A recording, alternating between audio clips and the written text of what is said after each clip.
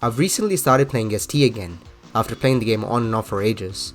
I played lots of characters before, like Dictator and Fei Long, but in this stint I've taken a liking to old T-Hawk, and focusing on maining him only. In this video I want to talk about what I've learned from playing T-Hawk so far, because I think it relates a lot to improvement in fighting games as a whole, since I think ST reinforces some very basic but very important things. Let's keep this short and sweet and let's jump right in.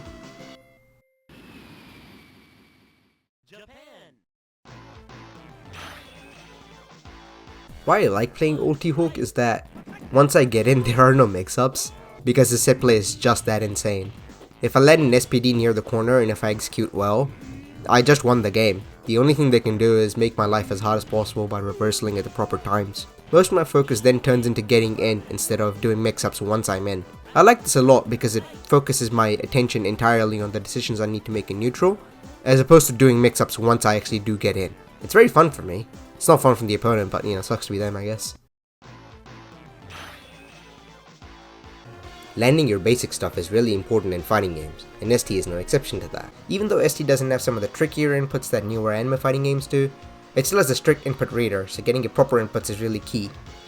T-Hawk is a bit of a weird case because he had some really difficult inputs, but even still, missing stuff like SPDs, if I miss an SPD that might just mean that I lost that round, because I got my opportunity in the form of them blocking so I could get an SPD going, but I dropped it, so I just lost that round.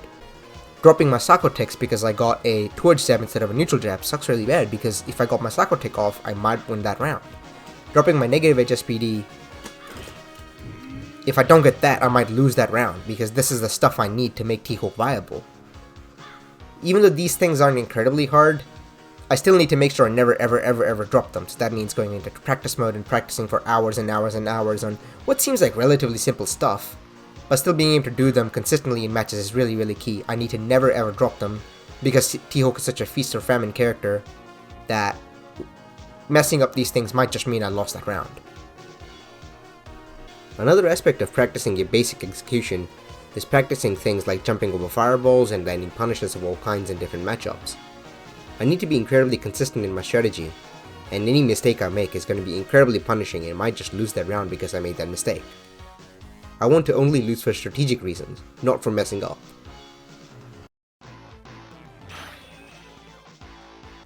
My character's game plan is very similar from matchup to matchup. All I want to do is get up close and land an SPD, and then just do that over and over and over, until I win that round. I have to think about how my opponent will stop me from doing this game plan of getting up close and doing an SPD, which comes down to they have to stop me from getting in. King can stop me from getting in several different ways. He has crouch medium kick, crouch heavy kick, standing heavy kick, and he has fireball. From here I go back to my toolkit and think about how I can win those interactions, either by pushing them in the corner, or doing damage to them from trying to stop me from getting forward.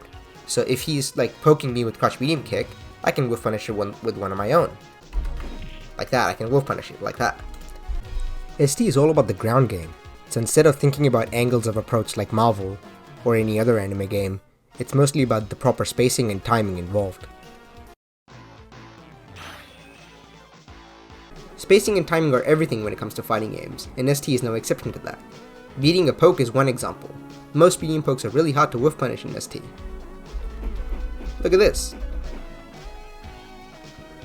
So it's all about a timing mix-up on when the poke is coming, even when I'm at the right spacing.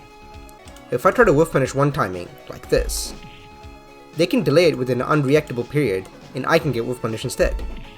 Wow, this button is cracked out. There's an example. They can wait within a certain period of time, but if they wait too long, I can just walk up and grab them, because they weren't actually stopping me from moving forward. But all this is useless if I'm not at the right space. If I'm too close, I get poked anyway. And if I'm too far, I can't whiff punish this poke from this range. I can use that time that he's whiffing this poke to get up close, but this again comes down to knowing the proper responses in the matchup at different ranges. Knowing what they will do is useless if I'm not at the right range to beat it. Another good example is a fireball. I need to be at the right range to be able to poke a fireball. I obviously can't do it from here, because I just get hit. So I need to be around about over here.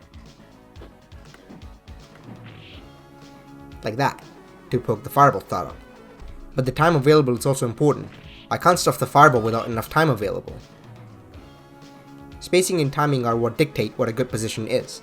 The same spot can be amazing for me, or awful, depending on whether I can act first or not.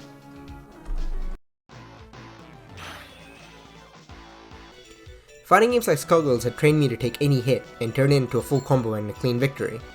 But in ST and some other fighting games, that's not really possible. In ST with T-Hawk, my optimal win condition is landing an SPD in the corner and not messing it up.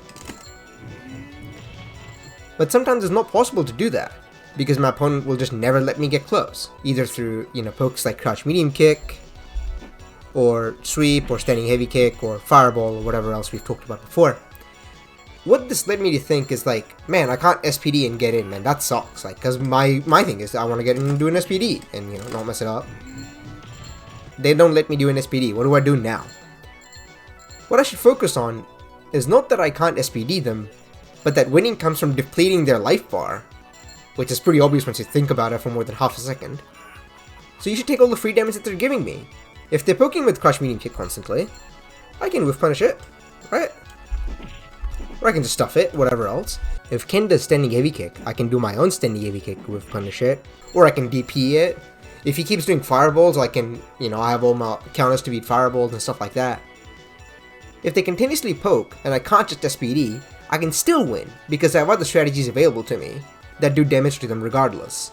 This even comes up in bad matchups such as Honda or wherever else where they don't let me get close, so the main way I can get damage is, low jamming Honda's headbutt or whatever else. I should take the situations as they come, and don't worry about not being able to do the thing I want.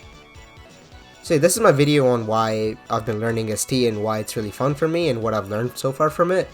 I'm trying a different format out because I've never done a video like this, so if you like it, let me know, and I will try to do this for other fighting games or other situations or whatever else. Thanks for watching, see you guys next time.